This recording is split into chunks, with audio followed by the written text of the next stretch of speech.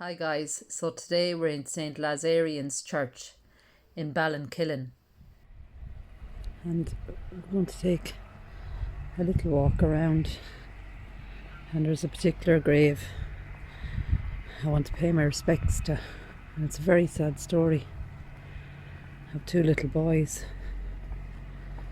But before I tell you the story, we'll have a look around the grounds of the church and at a few headstones.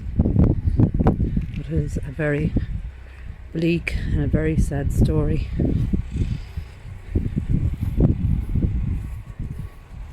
But we're just going to take a little walk around first anyway. But you can see that this is the older part of the graveyard, and the grounds are maintained well.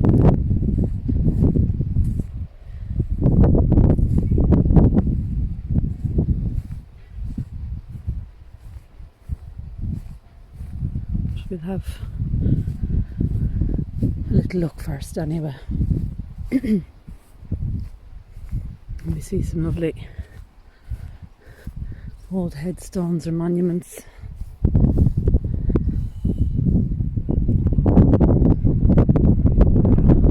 And it's a warm enough day today, but there is a breeze and there are some rain showers around as well. But that's the church there anyway. Look at this.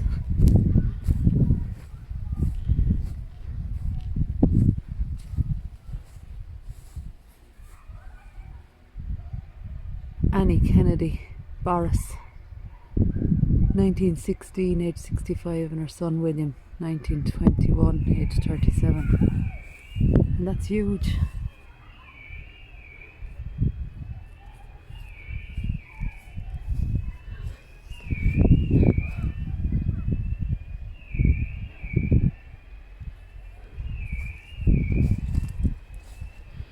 Mary Doyle there at the side, and Edward Doyle. Edward 1964 and Mary was 1957.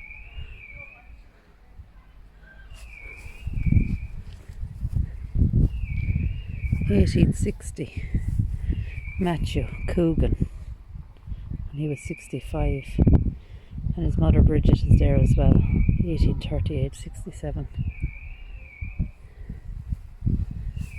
We've Elizabeth Dorn, who died in 1909, aged 52, and her mother Catherine, who died in 1898, aged 79.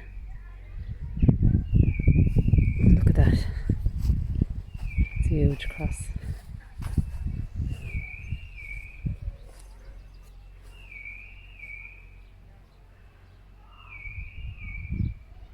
And Elizabeth is there. But I don't see, 1906. And there's a Patrick there as well.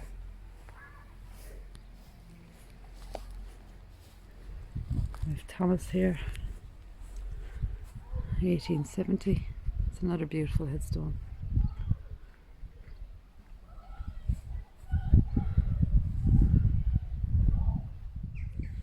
So it's a beautiful old part of the graveyard, and I can hear echoing in the background children's voices, which brings me to the start of the story.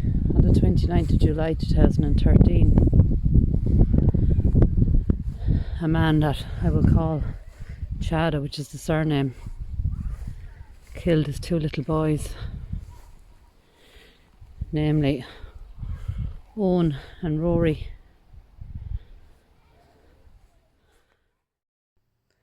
What started out as a normal day, Chada said he was bringing the boys bowling, but after they failed to return home, they were all reported missing. All the while, Chada was in County Mayo, looking for a secluded spot to end the lives of the boys and his own. Chada had gambled on the stock markets and decided life was going to be too hard for his boys to live through, even though the family would have helped him. Witnesses said they happened on a car that had crashed into a wall, finding Chada still alive at the wheel, but he had a rope around his neck.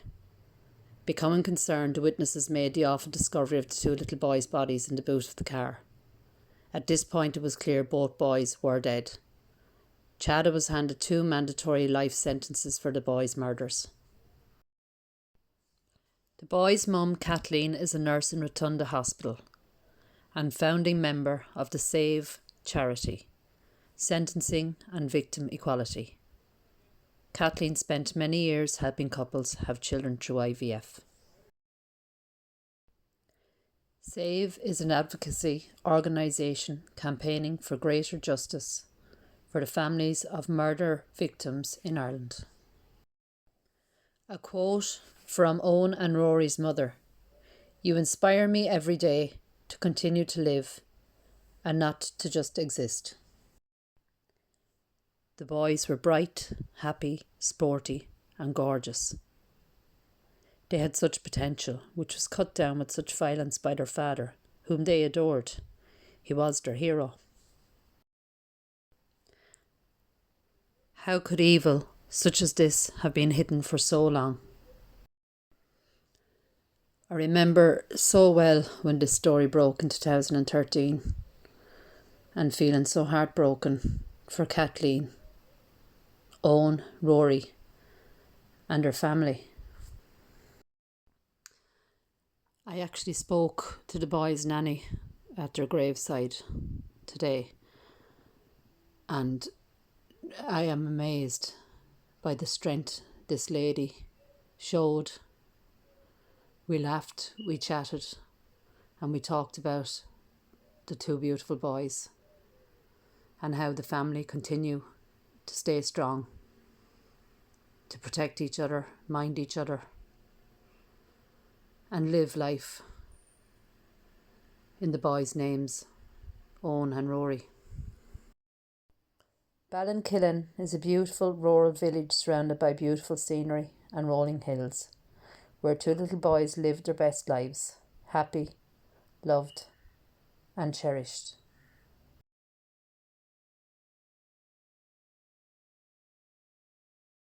So Owen was only 10 and Rory was just 5 when this happened.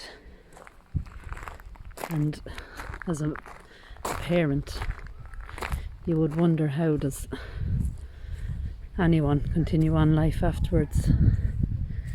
But Kathleen has indeed continued, and she talks about, I suppose, her own mental health after it happening, and that too of her ex-husband. This is James O'Gorman Dunroe, who died the 11th of October 2018, and James died tragically. And he's known to me by a friend. And just on the subject of mental health, and Ireland certainly has a high suicide rate, I would think,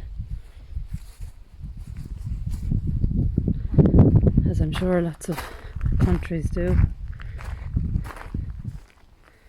This is baby Rosie, born sleeping the 11th of the 1st 2020. It's a beautiful memorial for her.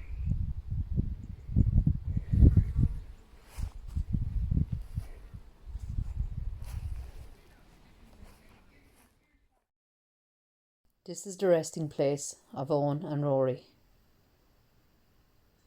Loved with a love beyond all feeling, missed with a grief beyond all tears. Their granddad, William Murphy, more fondly remembered as Poppy to all who knew him, died April the 30th, 2020, aged 86. Poppy adored his grandchildren, and they are reunited together again.